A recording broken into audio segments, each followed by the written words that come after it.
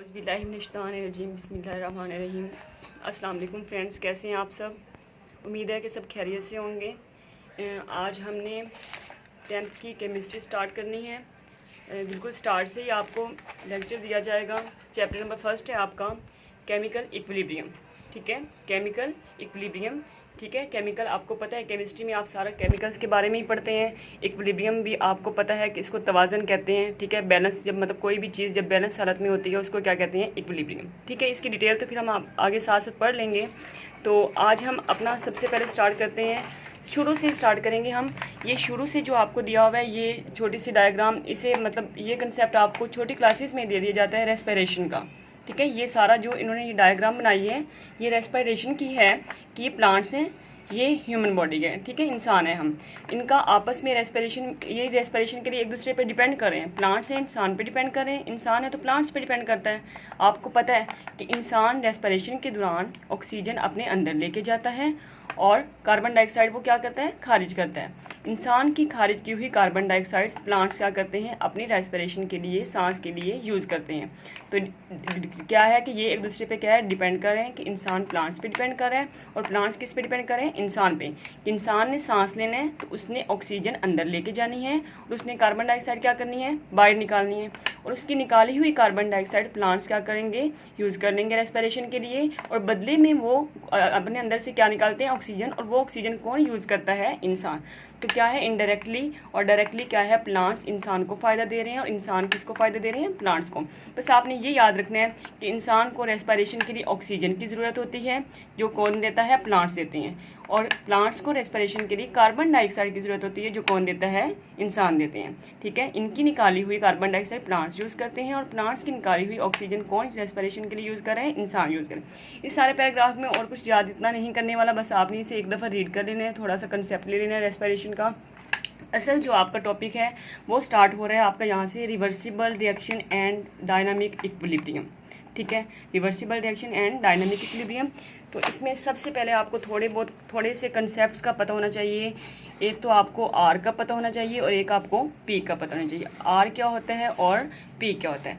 Are होता है reactants, are को क्या कहते हैं? रिएक्टेंट्स। और पी क्या होता है? प्रोडक्ट्स।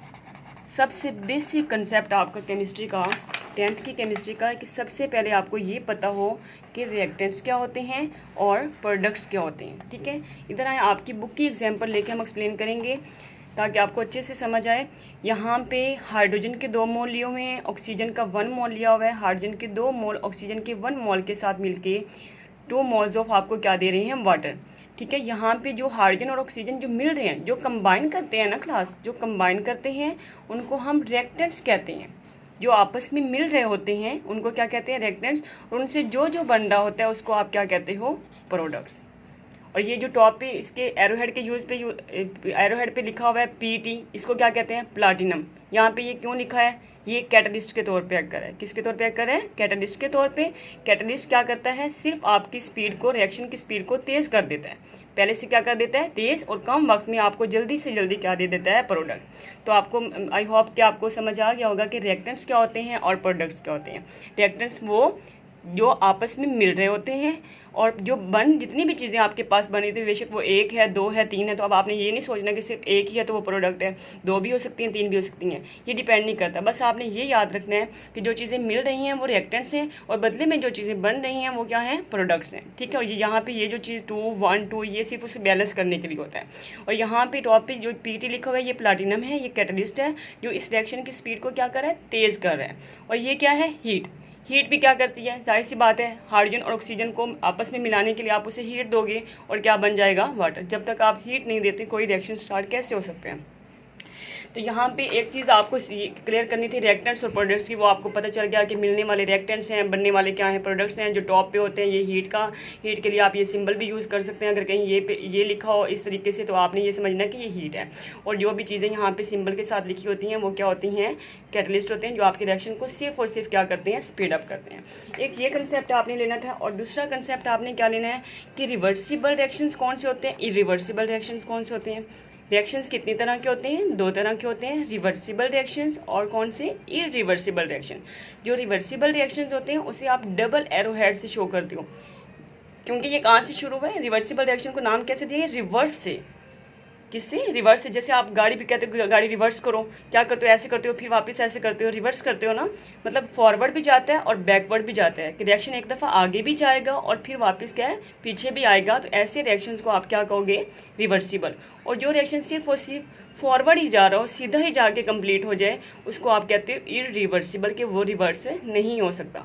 ये आपको पता चल गया कि रिवर्सिबल में जो रिवर्स हो सकता है, इरिवर्सिबल जो रिवर्स नहीं हो सकता। और दूसरी बात ये आपको पता चल गया कि रिवर्सिबल के लिए आपको डबल एरो हेड शो करने होंगे और इरिवर्सिबल के लिए सिर्फ सिंगल। ये बात हो गई। और फिर क्या फ़र्क होगा रिवर्सिबल और इरिवर्सिबल में, कि ये क्या है, ये जाते ही कंप्लीट नहीं होते, क्योंकि देखिए ये इस एरो हेड से जा रहे हैं और फिर इसी एरो हेड से ये क्या आ रहे हैं, वापस भी आ रहे हैं। तो अभी ये कंप्लीट नहीं हुआ था ना, वापस आ गया। और इरिवर्सिबल क्या है कि रिएक्टेंस क्या है, डायरेक्टली ही क्या है, एक ही स्टेप में आपके एक ही में जाके क्या है, कंप्लीट होकर आपको क्या दे देंगे, प्रोडक्ट्स। तो इस वजह से वो सिंगल एरो हेड है कि ये सिंगल एरो हेड में ये कंप्लीट हो जाता है। ये रिएक्शन जो इरिवर्सिबल आपके होते हैं ना, ये कंप्लीट होते हैं। ये क्या होते हैं, ये कंप्लीट। और ये वाले जो होते हैं ये नॉट कंप्लीट। ये क्या होते हैं, नॉट कंप्लीट।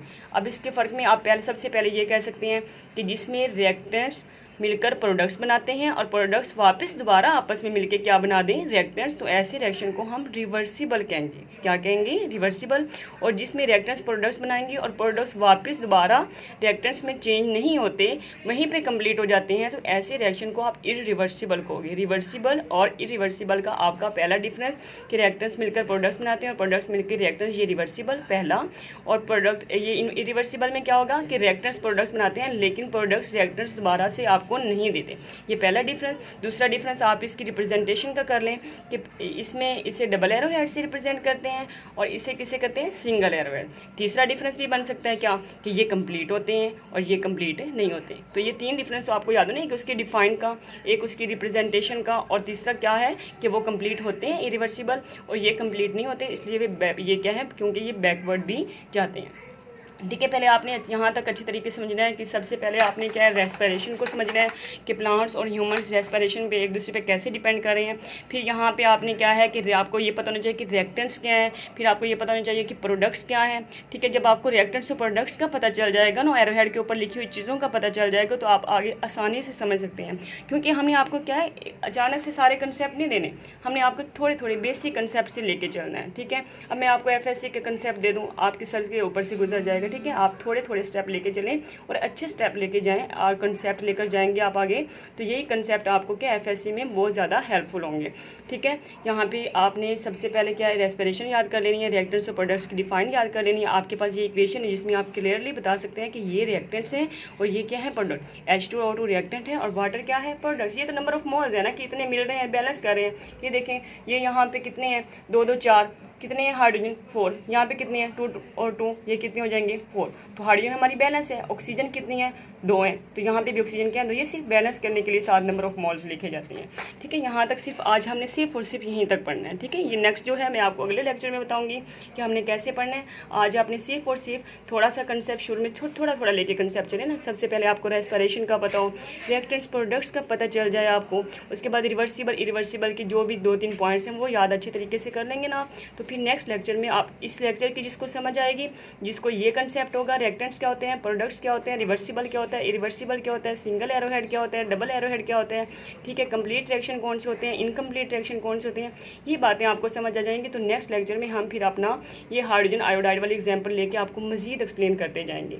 ठीक है, आपको मैं बुक से भी दिखा देती हूँ, आपने बुक से भी देखना है तो आपको अच्छे तरीके से याद होगा। यहाँ इससे तो आपने एक दफ़ा रीड कर लेना ना कि इंसान ऑक्सीजन यूज़ कर रहे हैं, कार्बन डाइऑक्साइड खारिज कर रहे हैं, वो ये लेंगे, ये इनको ऑक्सीजन देंगे, तो ये सारा आपने रीड करें। असल में जो आपका यहाँ से जो आपका पेपर का टॉपिक है और आपके क्वेश्चंस बनते हैं, वो यहाँ से पहला ही वेरी इंपॉर्टेंट शॉर्ट क्वेश्चन है, irreversible reversible reaction.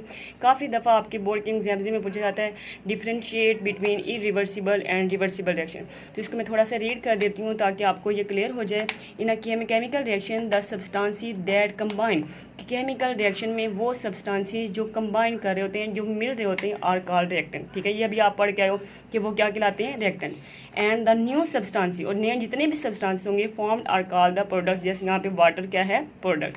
For example H2NO2, देखिए आपकी बुक वालों ने क्लियर कर दिया है यहाँ पे H2O2 क्योंकि कंबाइन कर रहे हैं तो ये क्या है, reactants. And they form H2O product, और वो वाटर बदले में आपको क्या दे रहा है, वाटर दे रहा है। PET क्या है, प्लाटिनम है, कैटलिस्ट है, हीट क्या है, उसको सिर्फ रिएक्शन को चलाने के लिए हीट दी जा रही है। आगे क्या है, सबसे पहले वो इरिवर्सिबल के पॉइंट्स बता रहे हैं कि मोस्ट ऑफ द रिएक्शन, बहुत सी reaction in which the products do not recombine. Irreversible का बता रहे हैं ना आपको इसका, कि जो सिंगल एरोहेड है, कि इसमें रिएक्टेंट्स तो प्रोडक्ट्स बना देंगे लेकिन प्रोडक्ट्स रिएक्टेंट नहीं बनाएंगे। Most of the reactions in which the products do not recombine, के प्रोडक्ट्स दोबारा आपस में नहीं मिलते टू फॉर्म रिएक्टेंट, दोबारा से रिएक्टेंट नहीं बनाते, ऐसी रिएक्शन को हम ये वाले सिंगल एरोहेड वाले रिएक्शन इरिवर्सिबल रिएक्शन कहते हैं, कि वो रिवर्स नहीं होते। They are suppose to complete, और वो कंप्लीट होते हैं, मतलब एक ही स्टेप में वो क्या हो गया, कंप्लीट हो गया, वापस नहीं आ रहे। And are represented by putting a single arrowhead, और सिंगल एरोहेड लगाया जाता है between the reactants and products, ठीक है, रिएक्टेंट्स और प्रोडक्ट्स के दरमियान में उनमें सिंगल एरोहेड लगाया जाता है। आगे देखिए, ऑन द अदर हैंड, दूसरे लफ्जों में क्या है कि रिएक्शंस इन विच, अब हमने रिवर्सिबल का बताना है कि वो रिएक्शन जिसमें प्रोडक्ट्स कैन रिकम्बाइन, दोबारा से मिलते हैं टू फॉर्म रिएक्टेंट्स, और रिएक्टेंट्स बनाते हैं, कि ये प्रोडक्ट्स जो रिएक्टेंट्स मिले, प्रोडक्ट्स बने, मतलब ये मिले, ये बने, और दोबारा ये वापस वाला एरोहेड क्या शो कर रहा है कि दोबारा वही प्रोडक्ट्स अगर उन्हें आप हीट कर दोगे तो दोबारा से आपको क्या दे देंगे, वही रिएक्टेंट जिनसे वो मिलके बन रहे हैं, ठीक है। These reaction never go to completion, ठीक है, जाहिर सी बात है, गो टू कम्प्लीशन एक ही स्टेप में कंप्लीट नहीं होते, क्योंकि देखिए ये इधर भी जा रहे हैं तो फिर वापस आ रहे हैं, तो ये कंप्लीट कैसे होंगे, अभी इधर भी जाएंगे इधर भी जाएंगे। They are represented by double arrowhead, इसी वजह से इन्हें डबल एरोहेड से शो किया जाता है, between reactants and products. These reaction proceed in both ways, वो सिंगल वे में सिर्फ फॉरवर्ड, ये बोथ वे, फॉरवर्ड भी और रिवर्स भी। They consist of two reaction, कौन से दो reaction, forward and reverse.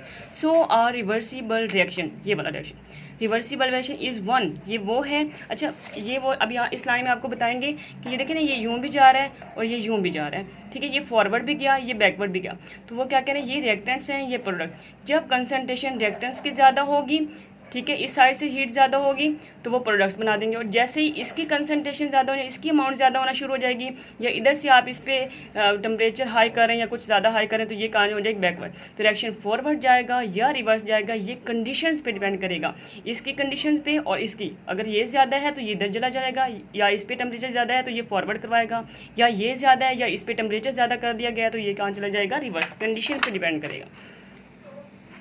So a reversible reaction is one which can be made to proceed in either direction, कि कौन सी डायरेक्शन में जाएगा, फॉरवर्ड या रिवर्स, ये डिपेंड करेगा कंडीशन पे। अगर रिएक्टेंट्स ज़्यादा हैं तो फॉरवर्ड चला जाएगा, प्रोडक्ट्स ज़्यादा हैं तो बैकवर्ड आ जाएगा। तो आई होप कि आपको ये समझ आ गया होगा अच्छे तरीके से। आपने रेस्पिरेशन याद कर लेना है, आपने क्या है कि रिएक्टेंट्स और प्रोडक्ट्स होते क्या हैं, पहले ये याद कर लेने हैं कि ये वाले रिएक्टेंट्स हैं, आपकी राइट साइड वाले प्रोडक्ट्स हैं, आपकी लेफ्ट साइड वाले कौन से होते हैं, रिएक्टेंट्स हैं। ये जो मिलते हैं वो रिएक्टेंट्स जो बनते हैं वो क्या है, प्रोडक्ट। आपने ये अच्छे तरीके से देख लेना है, ये चीज़ें क्या होती हैं, कैटलिस्ट होते हैं, हीट होते हैं, फिर रिवर्सिबल, इरिवर्सिबल, थ्री डिफरेंस उनकी डिफाइन। जो रिवर्स चला जाता है वो रिवर्सिबल, जो रिवर्स नहीं जाता वो इरिवर्सिबल। जो सिंगल एरोहेड है वो क्या है, इरिवर्सिबल है, क्योंकि वो सीधा जा रहा है, और जो डबल एरोहेड है वो सीधा भी जा रहा है और आपके बैक भी आ रहा है, तो वो रिवर्स होके आ रहा है, तो वो रिवर्सिबल है। उसको डबल एरोहेड से ये कंप्लीट हो जाते हैं, एक ही स्टेप में ये कंप्लीट नहीं होते क्योंकि ये बैक आते हैं। ये बातें आपने अच्छे तरीके से याद कर लेनी है। ये मेरी छोटी सी एक एफर्ट थी आप लोगों के लिए कि आप लोगों को ये अच्छे से मैं समझा सकूं। आई होप कि आप लोगों को ये इतनी जहाँ तक मैंने इस लेक्चर में समझाया आपको समझ आ चुका होगा। तो आप कमेंट सेक्शन में अपने कमेंट्स दीजिएगा और मुझे बताइएगा कि आपको मेरा लेक्चर कैसा लगा है। मज़ीद ये मेरा 9th क्लास के लेक्चर 10th के भी सारे होंगे, 9th के भी, फर्स्ट ईयर सेकेंड ईयर, इस साइट पर आपको हर लेक्चर अवेलेबल होगा इंशाल्लाह। अल्लाह हाफिज़।